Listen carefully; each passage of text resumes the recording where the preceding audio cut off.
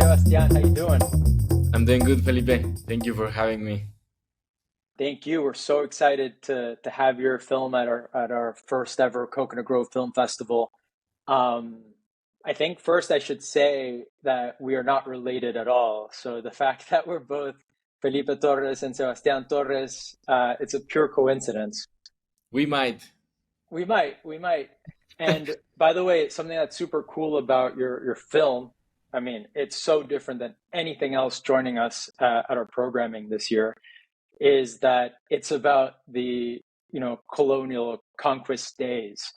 And something actually super interesting I found about this, totally random, but about our last name Torres is, do you know that Torres is like basically the name Torres or the person Torres? We were the first Jewish person in the Western Hemisphere. Did you know that?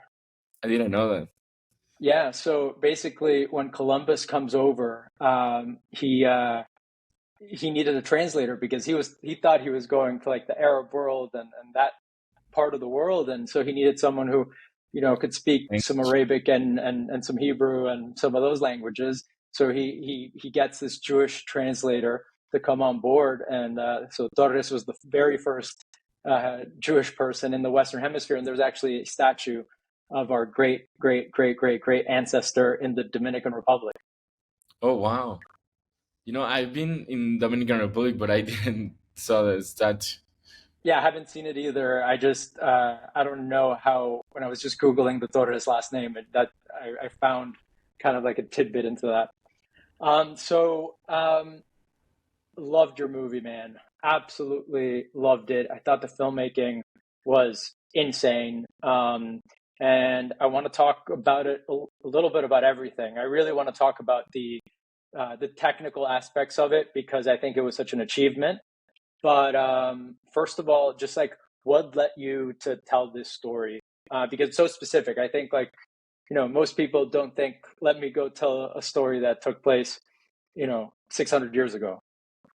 Yeah, I've always been a fan of history and especially Mexican history, and I feel like in school we don't learn it how it actually went, because it's just like the books are in a way made for, like, there's this like national thought of Mexico that they conquered us and we our revenge was the independence, and that's how Mexico was made up. But I feel like there's more to it, and to see us as victims and to see the Spaniards as the bad guys, it's something that we cannot judge 500 years later, so I wanted to dig inside this story and see them as victims of their own system who are looking for a new life.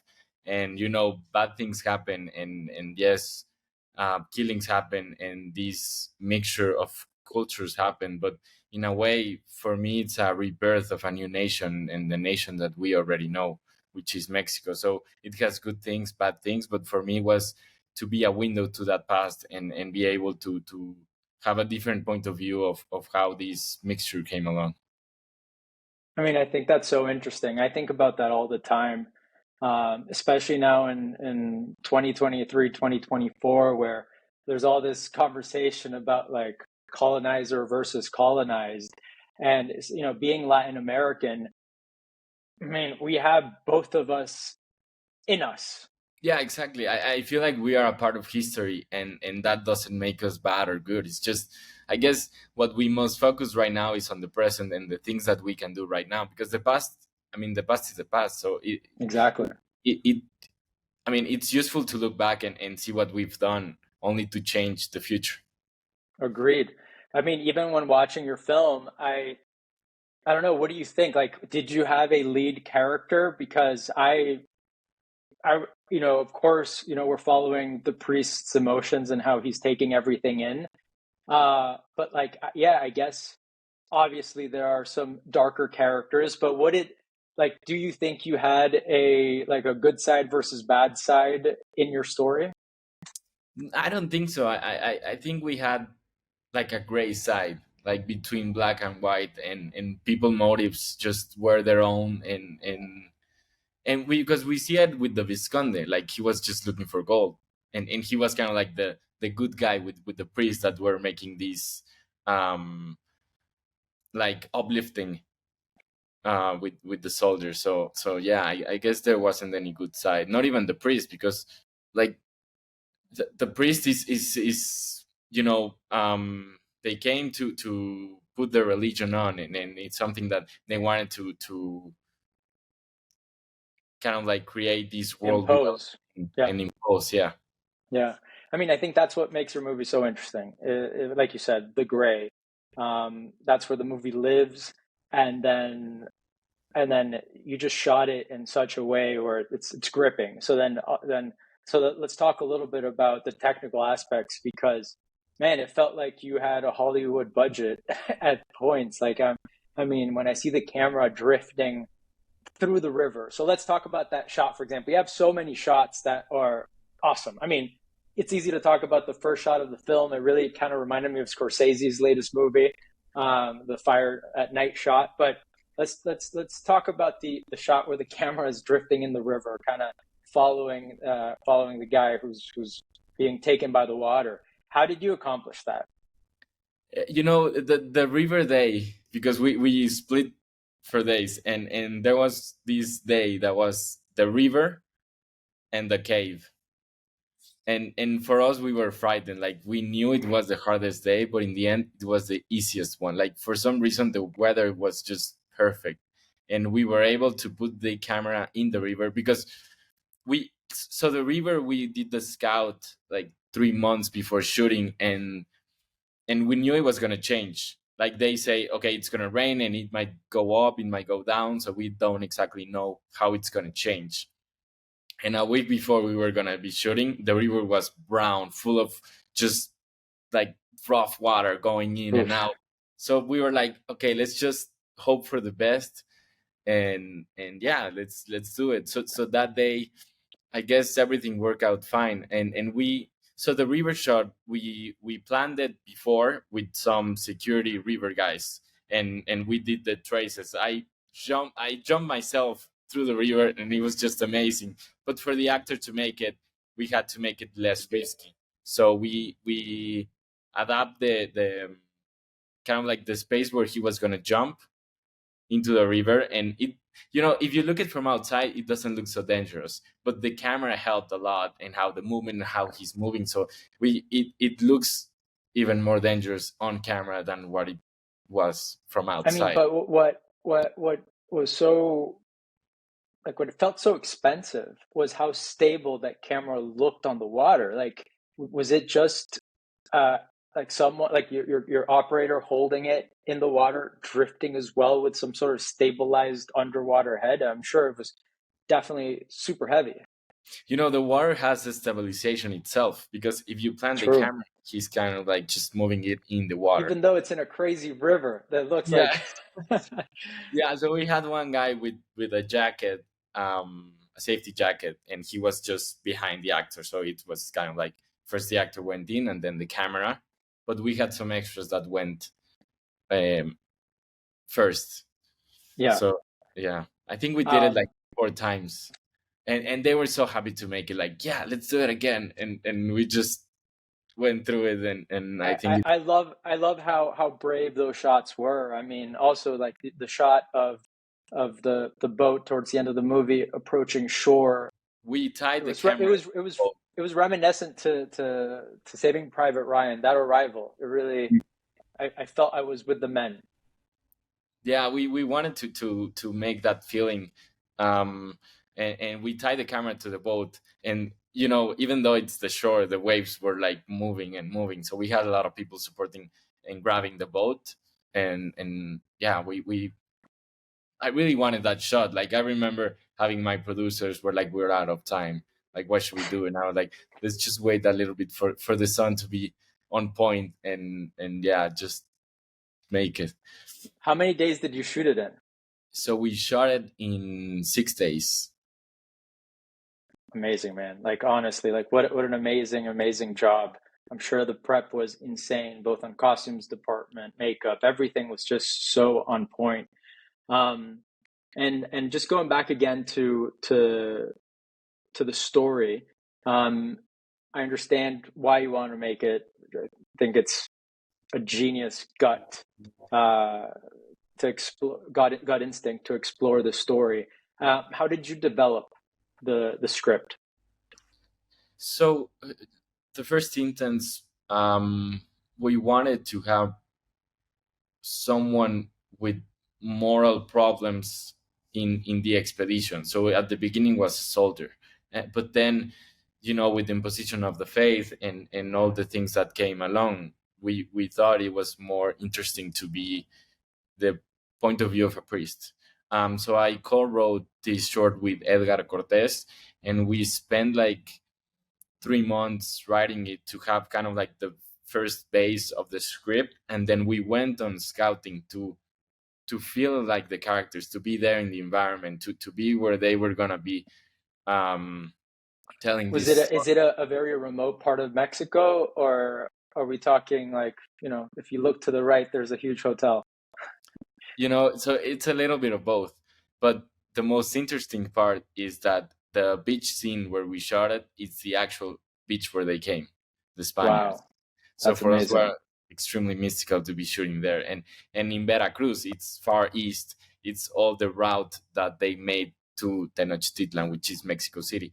But yeah, we like it's funny that the scene where we have like deep jungle, deep jungle, it's like 1 minute away from a hotel, and others were more complicated than that. But yeah, it's kind of like a mixture of both. That's amazing. All right. Lastly, I want to talk a little bit about your process, your methodology. Um, Being that this was such an intricate story to tell, I mean, you have so much going on with every department. Um, did you storyboard this a lot? Did you have a lot of methodology meetings with department heads? Um, Talk to me about the planning of such a specific shoot. Yeah, I mean there are so many things at play that it's hard if things go wrong. But with weather stuff, with being in the jungle, we knew we had to be flexible. So we planned everything out, but there was some space for being flexible, and that happened. Like we had one day, um the firebomb scene, it rained, so we had to split it and shoot it to another day, the close-ups. But that changed our whole logistics, so we had to change hotels, days, and Mhm. when that happens, it's like you have to tell the story, and we had to switch some things in the screenplay too. So basically, yeah, like the pre-production was 1 year, more or less. We were doing all the art stuff, talking with the DP, and kind of like arranging as much as we could, but we knew we couldn't do it 100%. So we had to have some space for yeah, being flexible.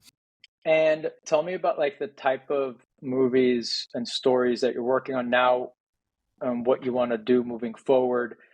I mean, one of the reasons we're doing this film festival and why my co-founder Javier and I started our foundation, Voices Beyond Borders Art Foundation, is honestly like there's so many films that um, where like Latin characters are incredibly cliche, almost always the victims. And we wanted to create this Coconut Grove Film Festival as one of our first many events to kind of change that, to have conversations about different sort of characters, different sort of stories.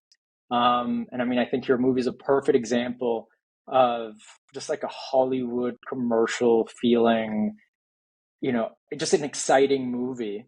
And I'm just curious if that's the type of work you see yourself doing forward. Are you going to keep wanting to do period films? What's ahead for you?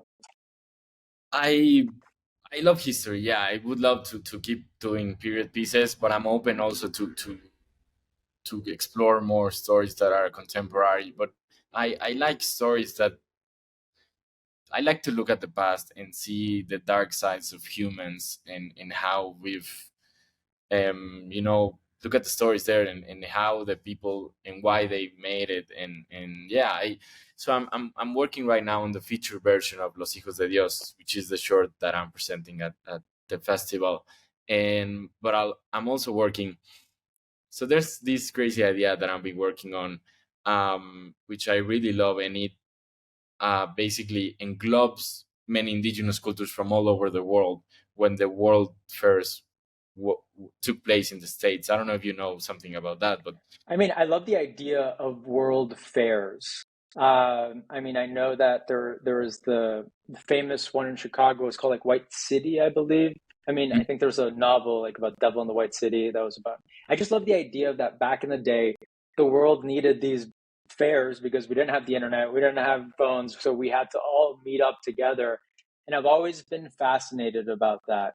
I'm actually gonna, I'm the biggest baseball fan in the world, and this is something I haven't Googled. I've never looked into it. I should, but I always wondered like, why is it called the World Series, right? And I kind of have a feeling it's because of that culture of like the World Fair. We all come together for this huge event. So yeah. What's your idea about a World Fair? Because yeah, it's super cool. yeah, because it happened in St. Louis, where the countries brought the indigenous people of the countries that they were colonizing. So it was a mixture of everything, and dehumanizing. It was like a human zoo. Like a freak show. Look at this person. Yeah, exactly. And they were Uh-huh. behind fences, and they had, you know, human skulls, even though that doesn't make any sense because they were trying to put them as savages, and the Western culture, oh, we are the civilized people. So, and that Yeah. happened less than 100 years ago. So you can look at the past for, okay, oh, that happened 500 years ago. We were animals. But no, I mean, this is so close to our history right now. And the interesting part that these human zoos closed is because they weren't entertaining enough, not because they closed them because it wasn't moral. It wasn't, yeah, moral. And that was because the cinema came along, and people started going to theaters, so the entertainment changed in a way. Yeah. Yeah. I love watching all those documentaries about like the Warner Brothers and everyone who kind of, you know, took cinema on the road and Yeah, created the industry we love. So that might be your next story, kind of uh, exploring the world fairs. yeah, that's something that I'm working on, and also the feature version of Hijos de Dios. That's exciting that you're exploring these themes and these worlds. And we're so excited to have you here in Miami at the Coconut Grove Film Festival. Uh, Excited for you to meet a bunch of the other filmmakers and like we're so proud to feature your film because I mean it's a ride. So thank you, Sebastian. I can't wait to see you here in Miami and and let's all hang out and have a great time. Yeah, no, thank you, Felipe. It's really a great chance to be able to connect with more Latinos, because we need that push. We need to be together and push ourselves and tell these stories. And yeah, I think this festival is a great space to do it. And hopefully you can do it the next year and the next year, and keep it going for. That's the idea. This is like the first of many. I mean, not only the first iteration of the Coconut Grove Film Festival, but just the first of many events. Not only here in Miami, but um, doing whatever we can to tell stories that I think are more exciting for us Latins, and making our characters a little less cliche around the industry. And I think, like you said, getting to know each other, us filmmakers hanging out, promoting each other, helping helping each other with our contacts. I mean, it's the way to go. And I'm super excited to meet you in person, my cousin Torres. And cool, man. Thank you so much, Sebastian. Thank you, Felipe. Bye bye.